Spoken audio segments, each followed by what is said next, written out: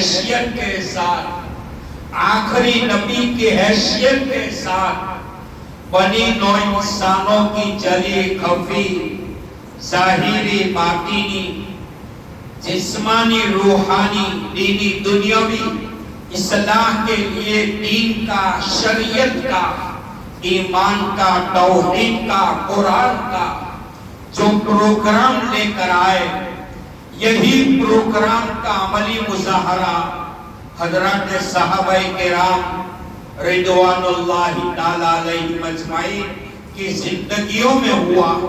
قرآن کریم تا قیامت ساری کائنات کے لیے اللہ پاک نے دستور حیات، دستور عمل، مشعل راہ بنا کر بھیجا ہے۔ یہی اللہ کا قرآن تھیوری ہے۔ حضرات صحابہ کرام اس تھیوری کا پریکٹیکل ماڈل ہے۔ شیخ الاسلام علامہ ابن تیمیہ فرماتے ہیں مقدس صحابہ کرام کے بارے میں گالی گلوچ کرو گے، تنقید کرو گے، تانا مارو گے، لب کشائی کرو گے تو موت سے پہلے چہرہ کالا ہو جائے گا، اور قبر میں جانے کے بعد چہرہ قبلہ کی طرف سے پھر جائے گا، زمانے کا ولی الاولیاء ہو جائے، قطب ہو جائے، ابدال ہو جائے، آقا کے ادنا صحابی کے مقام تک اس کا مقام نہیں ہو سکتا۔ میرے بھائیو، محرم کا مہینہ قابل احترام ہے۔ محرم کا مہینہ جس میں حضرت آدم علیہ السلام کی وہ توبہ اللہ پاک نے قبول فرمائی، فتاب علیہ انہ هو التواب الرحیم۔ حضرت آدم علیہ السلام نے جنت میں شجر ممنوع کو کھا لیا تھا، اللہ کا غضب جوش میں آیا، اللہ نے جنت جیسی جگہ سے نبی کے جسم سے کپڑے جنت کے اتار لیے تھے۔ حضرت آدم علیہ السلام جنت میں اپنی سطر پوشی کے لیے جس درخت کے پاس جاتے تھے وہ درخت اونچا ہو جاتا تھا۔ انجیر کا درخت وہ ہے جس درخت نے اللہ کے پیغمبر نبی آدم علیہ السلام کو پٹا دیا، آپ نے اسی پٹے سے اپنی سطر کو چھپایا۔ روایت میں آتا ہے اللہ فرماتے ہیں والتین والزیتون، یہاں پہ انجیر کی قسم کھائی کہ جا دنیا میں تجھے جو بھی کھائے گا میں ان کو شفا نہ کروں۔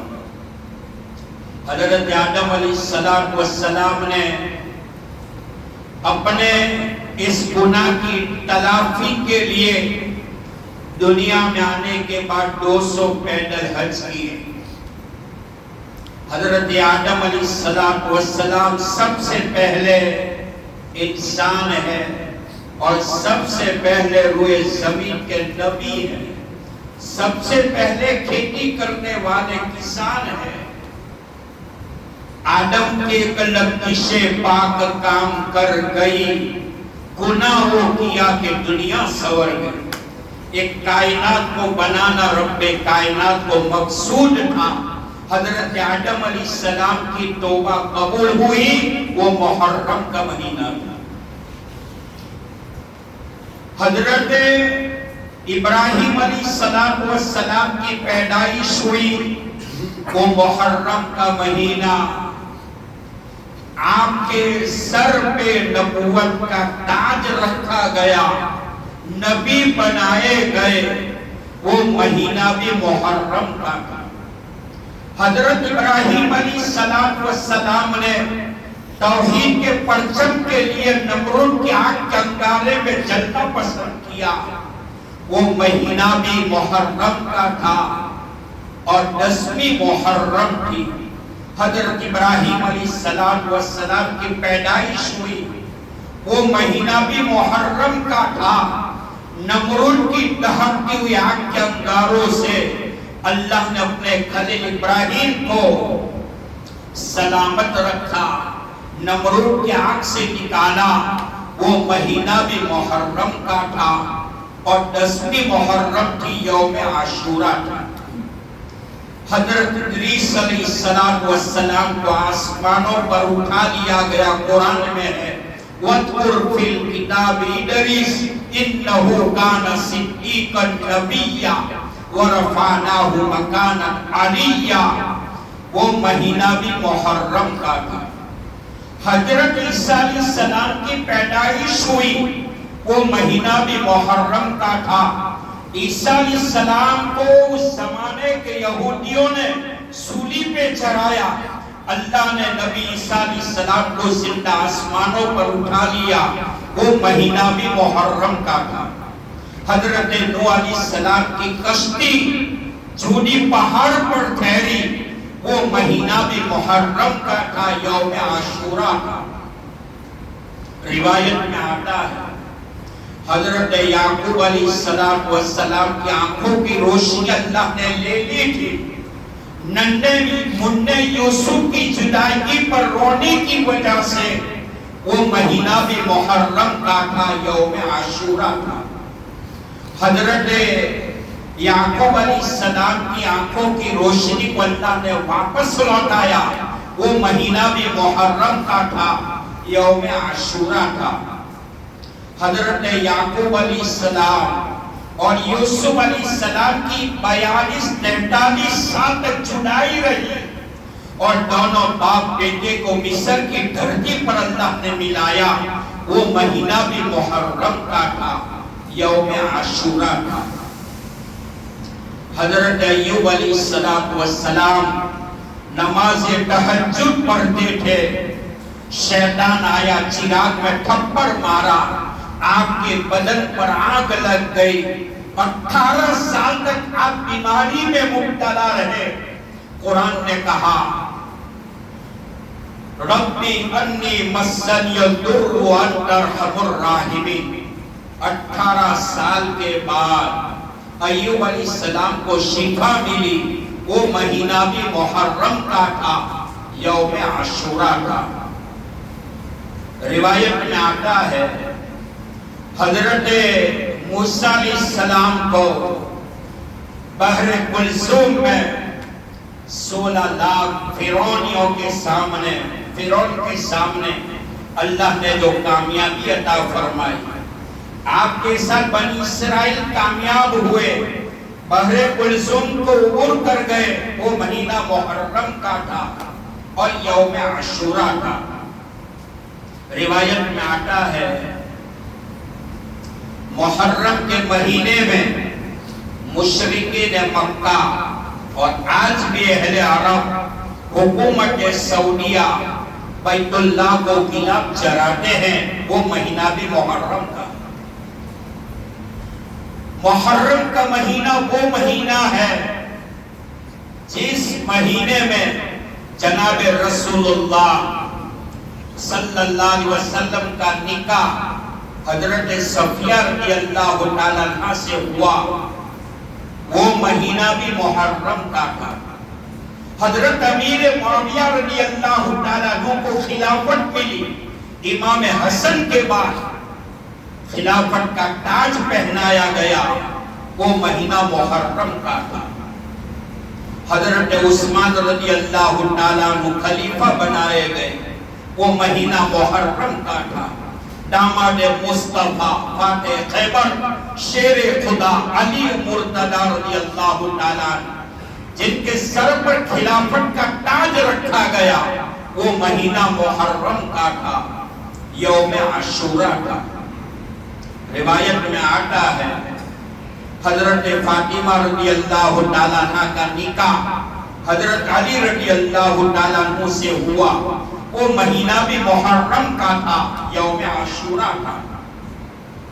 حضرت ابو ایوب انصاری رضی اللہ تعالیٰ عنہ، سعد بن ابی وقاص رضی اللہ تعالیٰ عنہ اور ہماری اور تمہاری ماں حضرت جویریہ رضی اللہ تعالیٰ عنہ کا انتقال ہوا، وہ مہینہ بھی محرم کا مہینہ تھا۔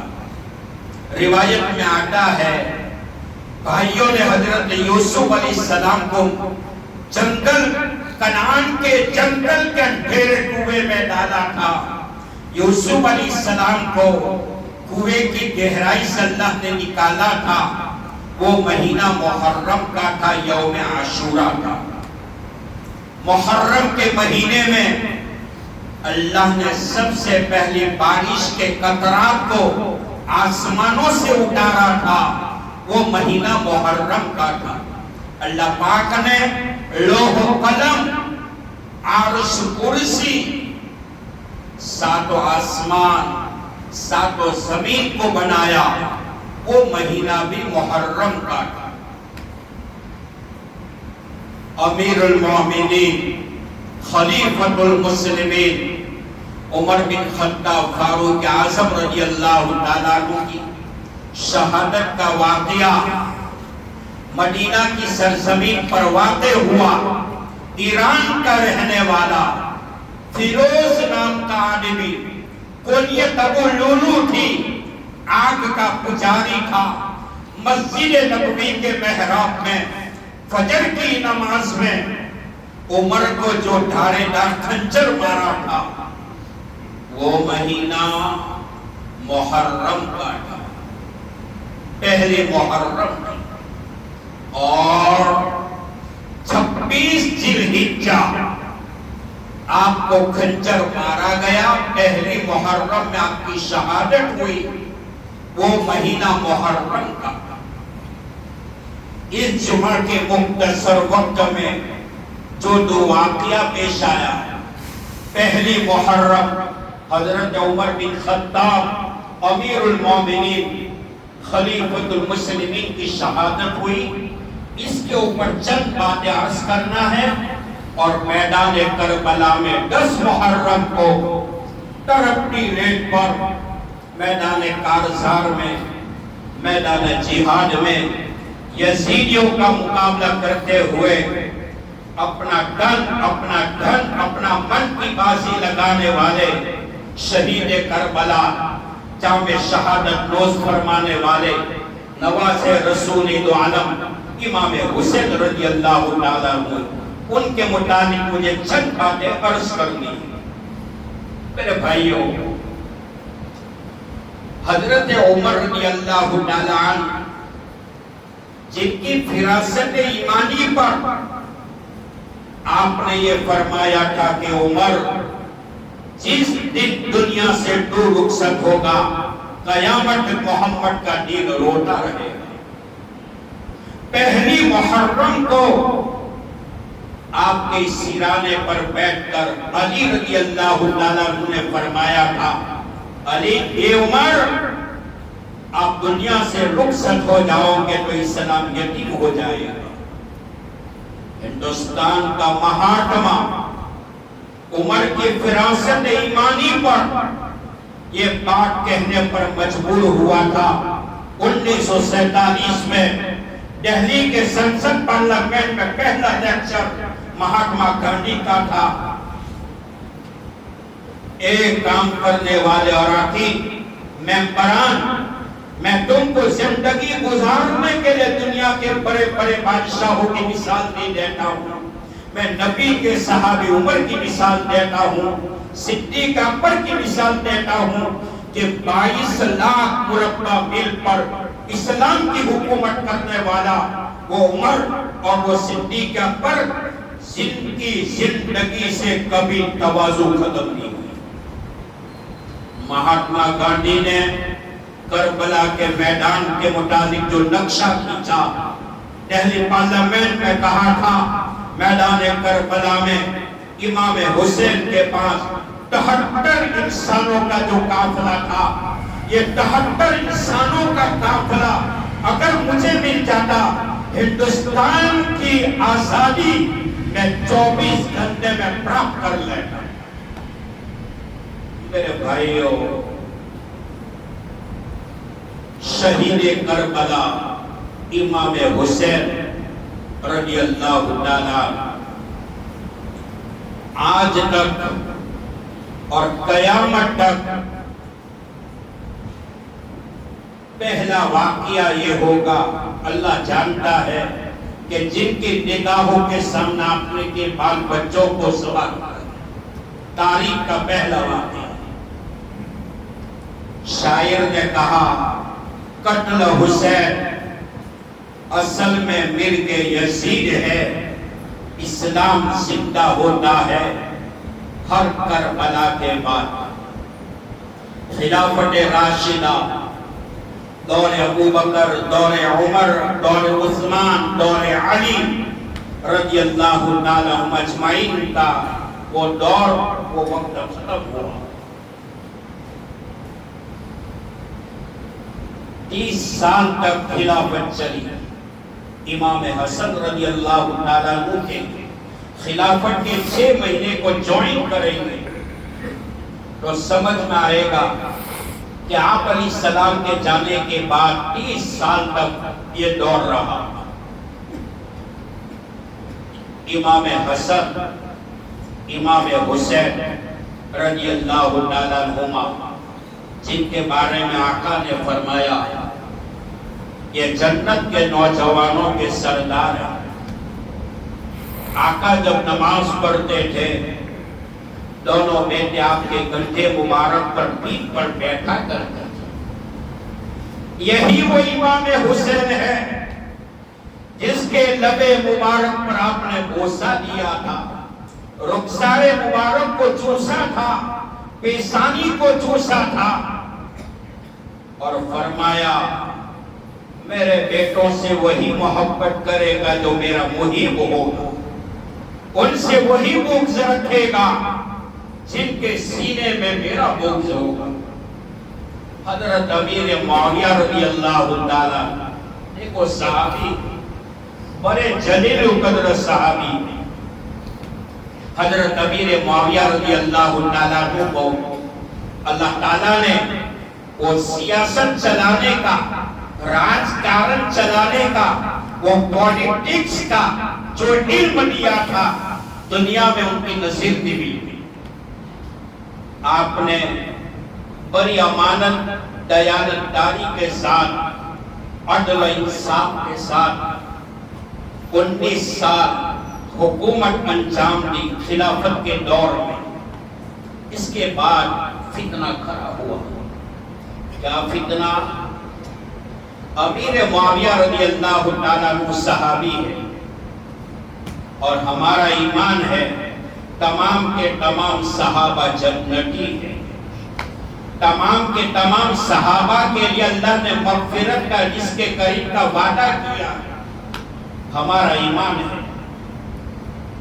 حضرت امیر معاویہ رضی اللہ تعالیٰ عنہ، حضرت امام حسن، امام حسین رضی اللہ تعالیٰ عنہ نے جب امیر معاویہ کے ہاتھ کے اوپر بیٹھ لی، آپ نے 10,000 یا 10 لاکھ دراہم کا ہدیہ دونوں بیٹوں کو عطا کیا۔ اس سے معلوم ہوتا ہے امیر معاویہ رضی اللہ تعالیٰ عنہ میدان کربلا میں جو واقعہ پیش آیا ان میں انوالو نہیں تھے۔ میرے بھائیو سنو، جس روایات کو مفتی اعظم پاکستان مفتی شفیع صاحب رحمت اللہ علیہ نے تمام اسرائیلی روایت کو چھان کر ایک شہید کربلا ایک رسالہ لکھا ہے، اس پہ یہ معتبر روایت کو جمع کیا۔ حضرت امیر معاویہ رضی اللہ تعالیٰ عنہ کا بیٹا تھا یزید۔ امیر معاویہ رضی اللہ تعالیٰ عنہ نے اپنے وفات سے پہلے اپنے بیٹے یزید کو بلایا اور فرمایا کہ بیٹا، اہل کوفہ، اہل عراق، شام والے، تجھے اگر نبی پاک علیہ السلام کے نواسے امام حسین کے خلاف اگر جنگ کے لیے تجھے ابھارے، لڑائی کرنے کے لیے آمادہ کرے، بیٹے قرابت کا، رشتہ داری کا خیال کرنا۔ چھیڑ چھاڑ مت کرنا، ان کی عزت کو ڈاک ڈاک نہ کرنا۔ اب بتاؤ امیر معاویہ رضی اللہ تعالیٰ عنہ کے اپنے بیٹے یزید کو وصیت کیا۔ حضرت امیر معاویہ نے بیٹے یزید سے فرمایا کہ بیٹا اگر جنگ بھی ہو جائے تو رشتہ داری کا اور نبی پاک علیہ الصلوۃ والسلام اور آپ کے اہل بیت کا خیال کرنا، درگزر کرنا، ان کی عزت کو ڈاک ڈاک مت کرنا۔ یہ بیان کرنا تھا، چند دنوں میں امیر معاویہ رضی اللہ تعالیٰ عنہ کا انتقال ہو چکا۔ حضرت امیر معاویہ رضی اللہ تعالیٰ عنہ کے انتقال کے بعد آپ کا بیٹا یزید خلافت پر آیا۔ یہاں سے ایک بات ایک پوائنٹ میں کہوں، ارے بھائی گاؤں میں بھی سرپنچ بنایا جاتا ہے تو بنانے سے پہلے ان کی پرمانکتا، سوبھاوکتا، ان کے اخلاق، ان کے کردار کو دیکھا جاتا ہے، نہیں تو پوری پنچایت بیچ ڈالے گا۔ سب چیز آدمی دیکھتا ہے، پھر اس کی پھر ان کو سلیکٹ کرتا ہے۔ ایک ہی الو کافی تھا برباد گلستہ کرنے کو، ایک ہی الو کافی تھا برباد گلستہ کرنے کو، یہاں تو ہر شان پہ الو بیٹھا ہے، انجام گلستہ کیا ہوگا۔ یزید تخت شاہی پر آیا، دن دناتا ہوا، اس کی زندگی میں خدا کا خوف نہیں تھا، آقا صلی اللہ علیہ وسلم کی سنت کی محبت نہیں تھی۔ یہی نہیں، یزید نے اپنے خلافت کے زمانے میں حرم کعبہ کے اوپر بھی اٹیک کیا، مسجد نبوی کے اوپر بھی اٹیک کیا، مسجد نبوی کے ستونوں کے ساتھ اس نے گولے بٹوائے۔ اس کے کیریکٹر بڑے کالے تھے۔ یہی نہیں، یزید نے اپنی وفات سے پہلے حلال کو حرام، شراب کو عام کیا، زنا کو عام کیا، بھائی بہن کے نکاح کو جائز قرار دیا، نماز، روزہ، زکوٰۃ، حج، شریعت کے احکامات کو مٹانے کی کوشش کی۔ اپنی حکومت کے دور پر آیا، دولت کا نشہ تھا، سلطنت کا نشہ تھا۔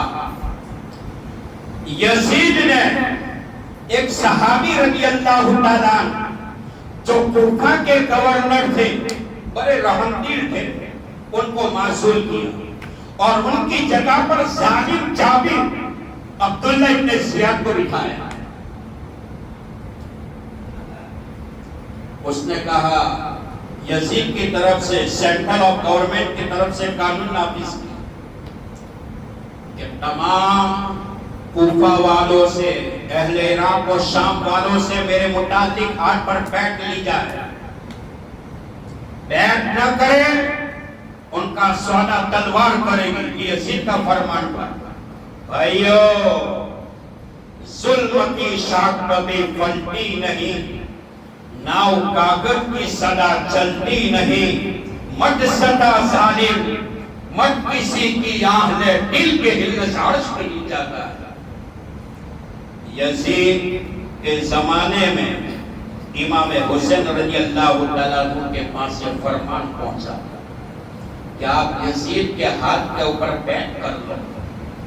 آپ نے فرمایا اس کے کیریکٹر اخلاق ٹھیک نہیں ہے، قلب میں نہ خدا کا خوف ہے، نہ میرے نانا کی سنت کی محبت ہے، ایسے آدمی کے ہاتھ کے اوپر میں کیسے بیعت کروں؟ یزید کو آیا غصہ۔ امام حسین رضی اللہ تعالیٰ عنہ کا جو جہاد تھا، لڑنے کے متعلق جنگ و جدال کے لیے نہیں تھا، تاریخ شاہد ہے۔ اگر لڑائی کا ارادہ ہوتا تو عورتوں اور بچوں کو لے کر کربلا کی طرف تحریر پر کوئی جاتا؟ آپ کا ارادہ سمجھانا تھا۔ آپ کے چچا زاد بھائی مسلم بن عقیل کو ان باغیوں نے آگ کے انگاروں پر ڈھونڈا تھا۔ میرے بھائیو، واقعہ بڑا لمبا چوڑا ہے۔ میدان کربلا میں تڑپتی ریت پر جمعہ کا دن تھا۔ امام حسین فرماتے ہیں جانتے ہو میں کون ہوں؟ میں نواز رسول دو عالم ہوں، میرے خون میں علی کا خون ہے، میرے پیٹ میں میری ماں فاطمہ کا دودھ ہے۔ میرے نانا فرماتے ہیں آج تم میرے ساتھ کھیلتے ہو۔ یزیدیوں نے نہیں مانا، باطل طاقتوں کے سامنے امام حسین نے سر کٹوا دیا، لیکن اپنا سر نہیں جھکایا۔ اللہ پاک عمل کی توفیق عطا فرمائے۔ وآخر دعوانا الحمدللہ رب